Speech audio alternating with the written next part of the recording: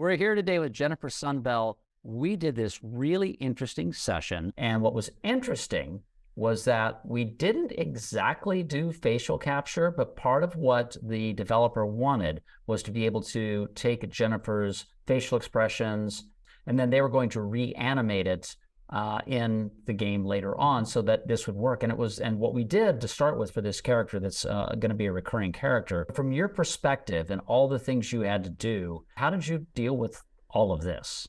First, I was like, okay, make sure you look decent. And then, to be honest, the way I prepped was I just prepped the material. I prepped the character and, whatever I have to do to bring the character to life, I was like, that's what I'm going to do. So if they needed to see my mouth and my grunts and, my laughs or whatever they needed, no problem. I was happy to do that.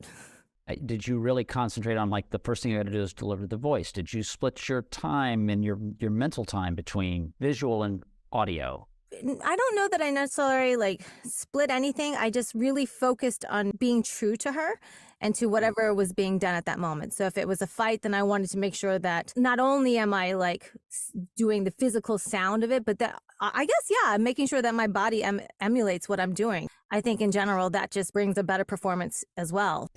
Was there anything different that you think that you did that you might not have done if you knew the camera wasn't rolling? Definitely my setup was a little different because they wanted to see more of all of my face. At the very beginning of our session, we did have to take a moment to make sure my mic was properly placed so that we captured quality audio without hindering visual. I just appreciate what Jennifer's saying about that. It doesn't really, necessarily matter the medium that she was working with. She was staying true to the character, which I think is just the crux of everything we like to talk about. The place we like to live from. What if it were going to be a live action movie? So what would be your mindset with that? Then I would, obviously you'd see more of my body and I wouldn't have this little area that I'd have to work with, basically, right? So there would be way more physicality, and a lot of the storytelling can be done with my face and my eyes and my body, Yeah, it's just a little different. It's the same, but there's a lot of things that the microphone you can't see, you're just listening to, but the camera can see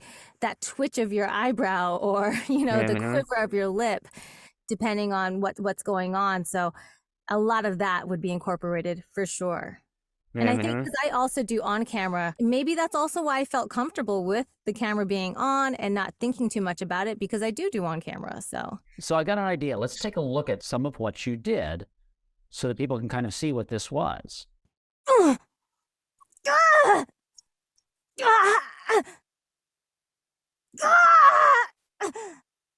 right, so let's go to another one. Here's your new weapon. It's a rough neighborhood. You might want some protection. Here. Pretty animated in the face, so hopefully they have a lot to work with, huh? Yeah, I think so. But what's interesting is you close your eyes and hear the VO, and it's like, that's a really good VO performance.